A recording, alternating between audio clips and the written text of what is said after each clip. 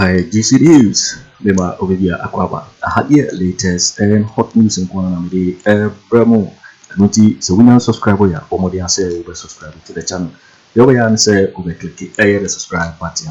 Now, what barely notification of when sir, you be a happen when the first person out, sir, I can a video. I feel we are now, well, like video. My thumbs up, give us a thumbs up. Now, feel. Share my offer for so now when you be here now and someone else ewo Ghana memoano afi yebura and someone about the toy yeposo yiti a yes answer ya ekosi report ya about to the yiti yeposo yiti ma hwehwem yenti a ECG boss what reason here yenti say ne ekoso o memu had ehu so ma to tariffs mumpo apart from that from the allegation we are hearing. Say it's alleged say channel say every week biano one sign 30 million na omunfantua contractors ka said ye be ya party bi benye sika dia ye campaign ana kwa ne so onye wo mu shano dubik Mahama me na be kacho wo ye solid guy wo mu threatening na wo se onye how can you do that every week? Every week. Sika oho sika ni ho. Chese ye ba betua contractors ka. Ni e pia bi di cover bi. Ni ade ye ayi. Eish. Ayi say ayi ka ni say. Eyi ti kra ya na hifa ni ebo no.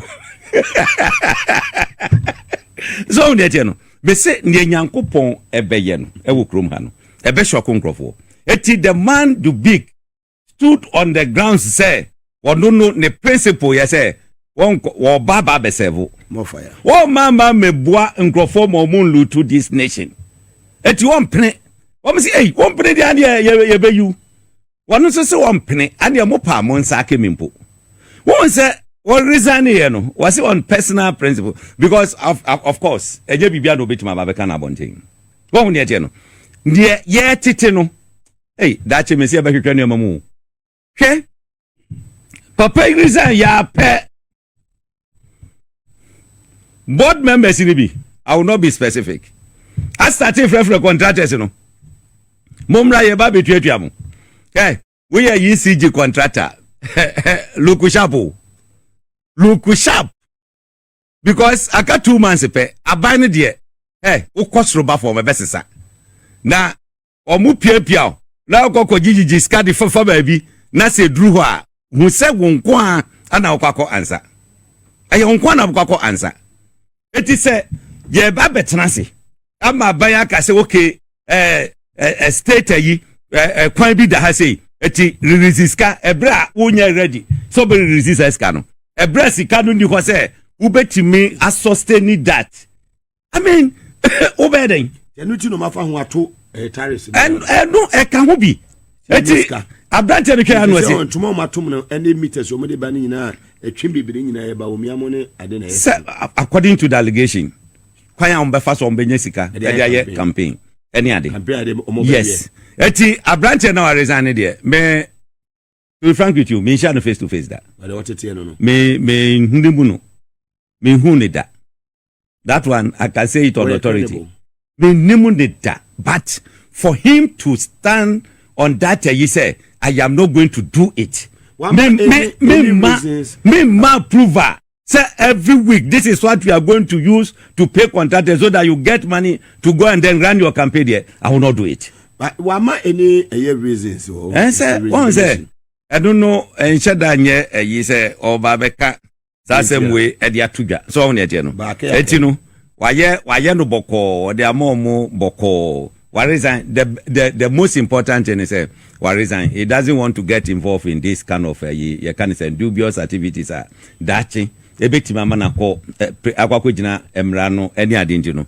Resign boko. Yeah, da Nyankopon anso ase say otimi kan akoma e man resign ye. Na nim say Nyankopon be hira ne dabi.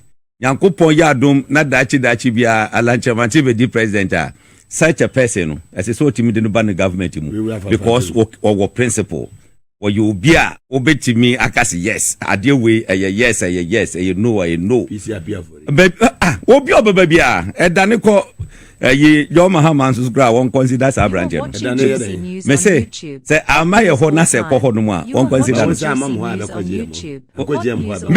you know you between JM and Alan Kyeremanteng I say we me carry da bia o mo fa Bawumia dey wo free we say first round obons were free I am saying it today nyame boa Wednesday Alan Kyeremanteng started Ashanti region tour or be call village to village so on yet no na nyame ya do awukwada no ye gina ye kokumase ya ye ne sisi ye wie e wo kumase a me babak sabe no me favorite region ane oti so on yet no rani meeting so be call baby ame ya chicha ye ho ayeye adwuma no hwe 35 to 40% of Ashanti vote Alan will take it 35 to 40% of Ashanti vote Alan will take it. NDC nya 34 amoso aye MBB benya. What the NDC from that omo 26 the omunya. But this time ebekọ nanim. NDC bekọ nanim. NDC bekọ nanim. What the yemfa ne say sankọ nanim kra na omo maintain sa 26 a. Alan nya 35% ade ka ho yesen. Asamaba. Ya come 60. Be 61%. Yakọ. What you say? 61%. I mean ya ko at the two will go for the runoff. NDC ni MPP. That way I hear Ghana for be me say when bia so NDC ni MPP call runoff for the obedi open. Nobody be me okay. Me say ban we must leave because of this book ye kitami. Japade. Na ban we yam free so a ye mother achi wahin. Ye mother achi wahin. From Kwame Nkrumah penso besi John Dramani Mahama penso 57 mining licenses. I don't know issue here. Aba we nko aba ya over 1,000. Aden. Ene what timia kwa kohye sumase. E de ela ya ba. They say obi betima money in the reserve forest na ye wo no. Ye forest reserve. What imam makwan say utimi wram. Kokosho mo inside wo mutu. Eti to abonte no ye tititi. That's a no cry. I didn't about to stop or from the forest. So the no. Now omo ni number bi omudi omupa upa. Mwakwa kwa chichi omu say de mudi omwakwa kwa jina court. Meanwhile omu ye adwuma mangrofo. Eti sangrofo na chichi omu no. Ebusuafo na bia mutie mi no. Mo mani bi ka ho a. Omu ye adwuma ma omu. Ka kire omu say omu mo omudin. Omu ni mangrofo omu ye adwuma ma omu. Omu mo omudin. Da court tuntun sanfre omu. Eno ande betimi aboyen etimi de meka gina ne say Ghana foi mommo modern ase December 7th I'm saka 69 days or so 68 days December 7th no 68 days here kai obia nyire no mommo mompaye yenkoso anya adwuma frɛ obi na obi so frɛ obi munka nche ne say it's a project. Say, there must be a change on December 7th. You are watching park meeting. Preparation be na modeko agenda ni 2024 voters register. Yeah, penny for beko. Na agenda no mo de ato ho no. Yes so ne already no Alan Kyeremanteng issue statement. Say or support an audit of the register. Or no. Or say enye forensic audit kra na. As I say, yeah, audit. You see, Nankasa and setting up technical team with a rep from all political parties, no more contest, and then the independent candidate. No Montanasi, no Muslim constituency by constituency. They'll be able to resolve this issue in less than 1 week. Now, feel will be arguing my and fine. Now, you see there, why, Ukutako, like, Ukabivia. Yeah, independent. We are independent and so. We are independent one so. We are independent our Ghana for so. Eti Ghana for say we and yehwehwe. Yes say my. What do you mean kasa wenye? Because without political parties, without elections, electoral commission bogus. Yenya that organization. That's right. Look, if there is something today, yes, suspend your democracy. Why is the electoral commission? Eti mamun tenase, mamwaduma momo. Let us do what we can to protect our democracy. Democracy no hotel kura better than we be. So that you know, yes, Ramo. Now, we share the pieces of a year, echo, and I mean, Mentiasie. And me bana metie Abranjebi, MPP Abranjebi. Now he was talking about Yemranche ya omuko protest. Ya chese ya chichi omuko kubumwa. Ya ye no say on tiasie sa man for support to say asisi eja omu. Look, in 2012, ya to abani wie ya ntiasie amano. Who say yakoye bi wo circle. Yakoye sit down the movie. I was circle. Ya to din Tahiri Square. I led that action. Ya wo hono that time adamne COP teteyo no be fine ba. Sa police wona na ho no mo hwe ya o mo pa nkrofo no mo be bana se meka so mo kwajipe no mo nyina eko e kwa no frame no oje me number. Ana ode ne number ma me. No say yi ni nkomo. No say yes. Okoba bia na leaders bia o mo kasa nkrofo tie no o fa mo adamfo. Send be yi. Look, on that day be kaipa multimedia for omo cast like omo ba be cover you know omo me say guys your guys no vandalize omo cast ni na yes 22 na make yi we adwuma omo vandalize cast no bunko for the what happened yanchi obi a we ancho so me ana Sammy de me ma nkwanko bobo yi ni bi me na me gina soro me kaza me ye but ye ni ba ye ho so no na saje we yes e wo Paloma e hono mo sa no e baba ye he wo krom ha say but no one was arrested. Look, me emre bi anameka demonstration ya ye wo krom ha 2016 sa dum so demo bi e kokoye wo Kumase na ye wura mu data na Kofi Boakye and the Ashanti Regional Commander.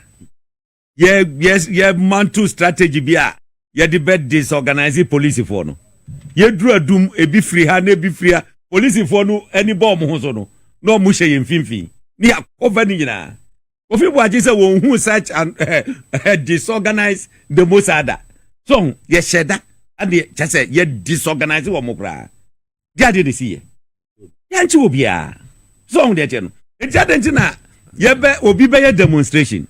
Now we say mention pano. Now, a woman say yes say omububu be boss be any ade say na enye blocking a road in demonstration. Aduna obi nye bida ya ye biabre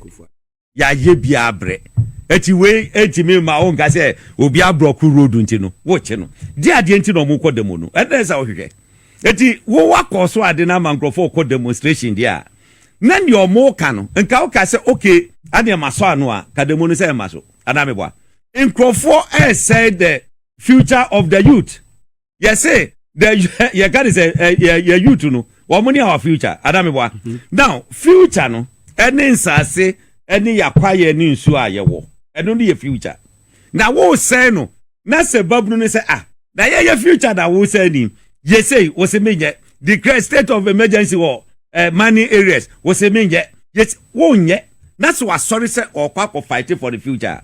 Boni awaye den. It will a year after all these demonstrations, a year protesters in Sema Omoka and Omolo Eka. Now here a year over the weekend. Here GGA was a course so now here be a president here. Now some course so GGA president Kasaya. Now here the demeanor of the president here. Now we say why you ready say or fighting. Oh, when you're ready. Senana make sure say nemra akano or the best stop it galamsey na ansan wo flag. Obi bia onima Akufo Addo bia no that day we share the reaction towards the DJ president now. But you know they are it should tell you say when you're ready for that. Eti wakasa grounds wa mosogra because president DJ president say look Mr. Akufo Addo, we want you to do this 1, 2, 3. Eti oye, eti ka wo hono no. Aha, wo hu. Chama okay, wo hu. So so ya koto. Va no na so. Buafu. Baro sile ni bufu ane ni mo fe papa. Yeah, go twenu gra.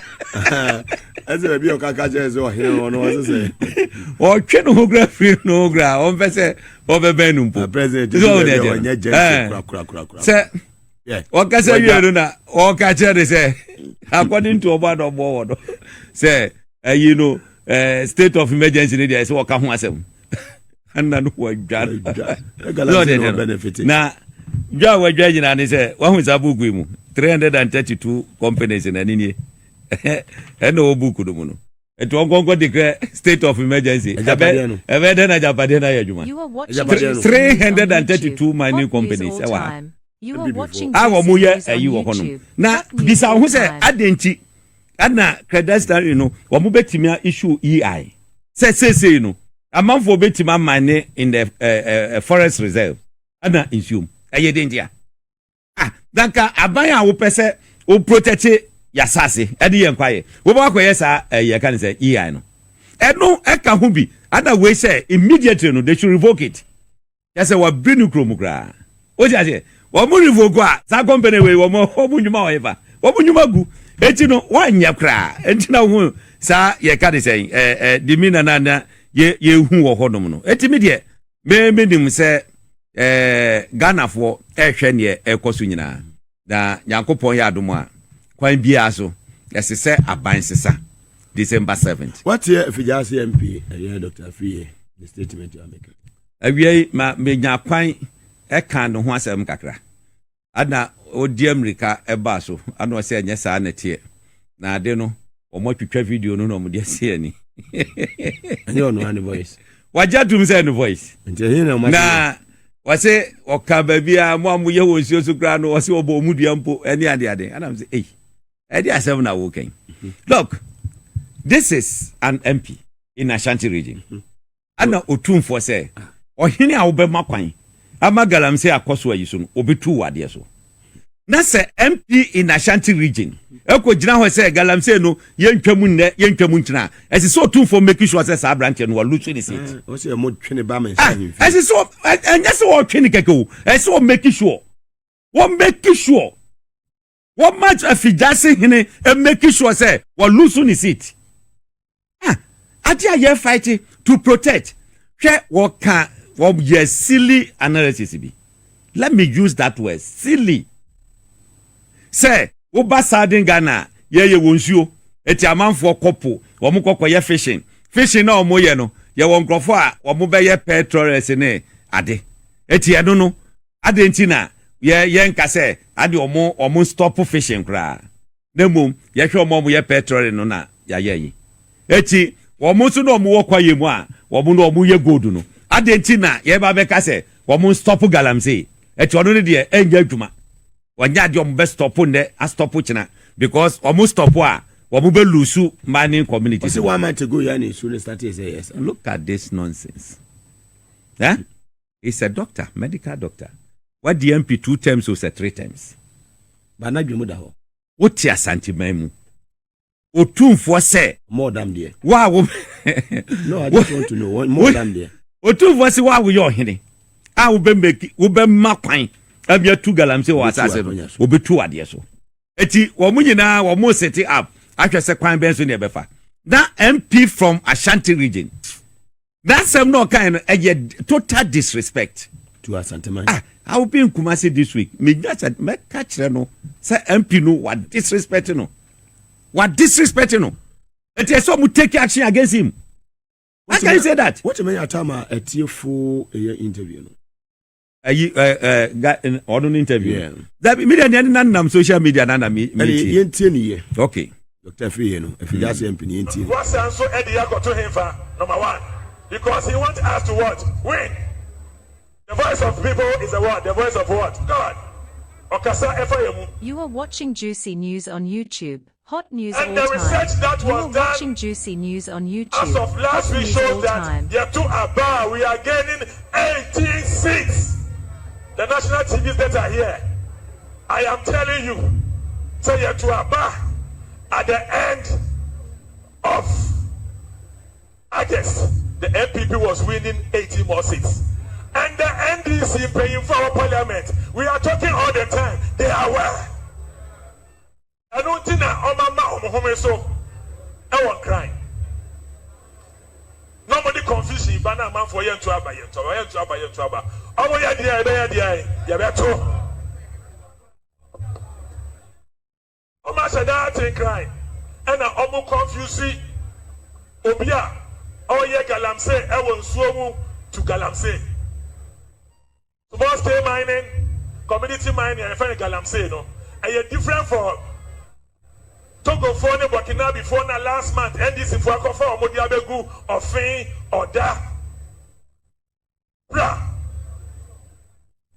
And we are going after them. They say the operation we have started this week in the Middle Belt. Because the second no say Obeboya Mayenya Omukrofo no. And you know the Efa no Mabonte. The Casa Onte. Kabrani who say we are winning the seats in the mining areas. So they decided to go and import foreigners. No one know about and no man can't jump say munko in real no munko to go do or some munko so no munko to. I'm ready for the whole year. In so I a problem there. And you want mention I started. Eye obina opese anka omo ye nanka ye this speed nanka ya court nanka ya stopping galamsey for nanka ya lose your seat. Yes stop you omo na. Yes stop you omo china. Because thank you. Hey. You have your own. Now when was say among for you guys is so no. Maybe say we correct or more than there. Hey. Na say fool yi ni. At what point? I know much you see so. I know. Where Jimmy pa? Wow. Yes. So had the baby or her mumbo, but had a member. Where Jimmy pa? Hey. What's a white do? They are coming by some boy. No, I was a befim. And this is work of Togo for the Burkina for. So more messages you. Now 1,000 something license in Omo grantee no. Omo grantee be mind easy. Thank you. Omo grantee be mind easy. Maybe say certain. Catch you certain. Hey. This man pa we Jimmy ni wait me be MP. I was sentiment. Wow. Wakaseti ya sentiment. Wow. Sa sentiment nya galamsey na wasi nya ni tina. Baby nya short one be say nya yi. Ati sadie we wa boy.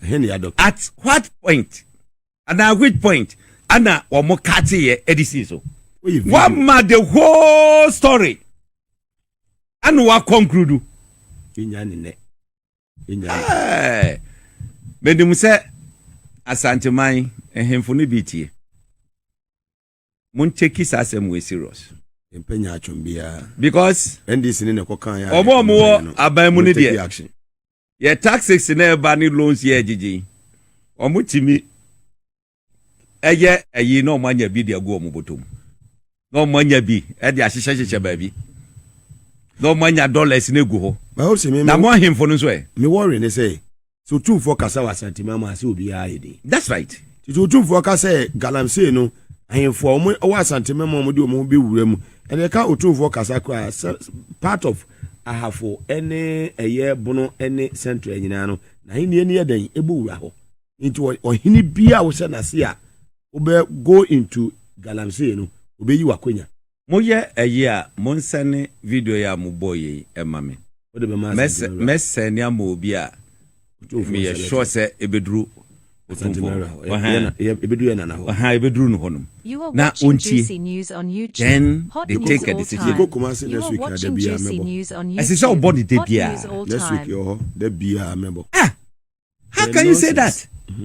Say yen stop on it because of power opening. Na asamba ko kaya no ho ya me nwanwa say last month ya na nsi oni say meka MPP asem kire mu a ebi mu say o opsi ye bitter Gabby before yes Nyankopon kra wo bo ni wiase kra no Adam ne if kote apple ba ko pe wa ye bitter be si ne Nyankopon bo ni wiase o apple ba ko pe o so ne je no eti me no eti me say me wo ka enhame but for a political party to say this, wona yedi to me asha wonsa. Some manage the affairs of this country. Ye bibia asha wonsa. Now would you say now be say Ghana Japade.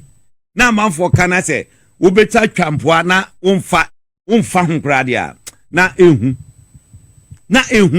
etu ye Ghana ni a make sure hwe emre bia na meka chemo MPP for ebimu na ye de empese be lose position yes so yep look opposition dey ade na ma binia ye tenka ase efi se yi pipe ye free pon ebe eye akoso monsuo good ye fi se akoso monsuo no eba ntini ye okay na ye wo enuane bi e free those areas ba aduane bi a me pepa me mpese me body anya sa ebe hangrofo anya chabe for there we free western region eba sanso ye bi no mo de prepare na ba bi drum kran na fi atodi eti uti hana ofisa wonu magozo mono oboa udi bibi gu yam na indra omodi apolutu yensuo ni ade nyina no hwe sasamwe enye ade kuma ne eka ho asem sa no one hwe ya etamo kam Ghana will be the poorest country in Africa the poorest country so on yet no ade ti ne betima transit look me ko US me try ya say menya omo tax ID kra me say me ya application ni ye won kita green card na say ya wo be den won timi nwura mu da look wo mo ahye system ni say wo be den kra no nwura mu na obi free China ana broni bi ababedru ase wo timi 200 acres of land no watuaka papa no o chese wo ye bona fide property of the land e wo krom ase you reserve forest how can we do that? How? They say, baby, your political architecture na dru no. We need to change it. What we say, your KT system na to. We fi so me ba. I just saw 8 years member. I just saw 8 years member. They say, mama ala mbese san space no mayen. Ala nso di oba ono waka. Wasi obi bia wo ye good bia one no be yadwuma. Oba ni nua Mahama oba consult no as a former president. One no be yadwuma. And this MP so mu good obe piki omo eni omo yadwuma wo MP ni now you good no officer so fawa obe fawo academia asofo eni omo mo kika ka ho look say yantimi an handle sa election we year on Ghana we are doomed say timi transe near the $58 million ego go to amna la say nyese mi tu kwan na nka me kwakọ ye swimming ayi yo ho me ko exercise there's a person me call Olympics me ko swimming okay eti ho no sani ase aye no so no tim say ye standard ankasa eti ya me ko akoye yi kakra nyambo akina me hwe around 4 pm ho no me ko swimming ho kakra no ma hwe say sani asite then me gada na fe ye competition kakra ho no because that is the only first way bit menya ho no so ho ne tie no asa say haba be swimming pool ni de see make use of it Madam Fubia, who are in charge of a sports council, who are in charge of swimming, Farida, aya Fangala no ko, aya cathedral hodom Namukoko, a yikaka. Yet Tikrom has say, let's say Kapuduno, ako free of charge. Yet Tikrom has say, Ami Atnase, Kokutaku, Ubisa, there be men are assistant yesi, ya chow will be contract mu. Ama judgment that Abba Toys $150 million. And yes, I quite bebre review. Now we are abankran interest cano. I no prepare obetia. As Ghana for bebre review $150 million. Bogabi, ye ko baby pa ye kwanta. Na ohwe kwan na Oti region. Before from Broniase before so be drum kwanta no. What do you say? O Kwantana, the right side of the road. Can you show? They say, Abna atutu womuno. Now you mean, Abna numuno, and Mura a fu a womb. And I said, this over who said, a ye quotano, a guhonum. Any other. A ticase no qua, almost straggle in the left side. No. That Saquani daho. In Rafu womu, Sakosi in Quanta promo. Meanwhile, we have the regional director of Ghana Highways. In fact, Mikasa was beyond FM. And I make a regional director and say, may man up to the close of day today. Sunday, Monday. Yeah. Number feature the Benu. Now, Chief Director, Uti Minister of Ghana, Roads and Highways. Now, what you honum, now who some vices Sadi we are. Hey, me say, Eddie Agyapong the cost of Ghana. Sadi or Muye. ayiki to abi betimi di apache wonye ka be struggle na accident esisi di ati kroma say eti regional director na wote Dampare ho no adwuma ben pa na wo ye meanwhile woki yamani Land Cruiser yamani pickups what's wrong with your office no what air condition mu then from ebo no then man for struggle enye road a afa na ye ba be ye no fufuro we ya tan road no anda mena didadidemu a nwura afuwom ekwan finfi a nwura afu obi a wa fax akwa ne so bia ebedi madanse adenti na ese basa eye too much in fact ye fa ona ya najo eje sanka bi video ho no pa de bae but me catch no I spoke on the Beyond FM and GBC Secrét and I me catch the say but mano up to close of day se wa anko ye hu bibia in fact ye de no be wu okroma say and they say o freeze our office wonum say no dey joy kwan anwume Hopeson oh debra na ye bi Jamiadum I think say bibia are you okay na Ghana for munsha musapo munsio obia ni ho betima hunu obia wa na matisa mrante no kra ombesa esikwan so Thursday ombesa demonstration Thursday me kra me eno nankasa no mekobi mekobi pa say we na me the use of this country but let us come out in our numbers yen konko protest peaceful one the mo mu say enough is enough. I will go there. Edrusi ehun so obi Kwaku ye ni ombe kasa na ya control na demonstration na tima ye because see anya ni sa enye ye Akufo Addo 1994-95 ya kan se vati be kumi preko ade ni ehun ogroma na nipa hu ya shutu ngrofo I don't know there they see yo waiting for we ni reporter ababeto ye pono so because GC News so and our no so we can subscribe ya omodia say we subscribe to the channel now so what like video to give us a thumbs up now share my offer so now when you be here now and someone also essentially had latest and hot news in Kwana the promo also get me actually what you fire and somewhere you know work comment box over to Gabby in my next video. Thanks for watching. Like and share the video. You can also drop your comment. Please don't forget to subscribe. Click on the bell to turn on the notification.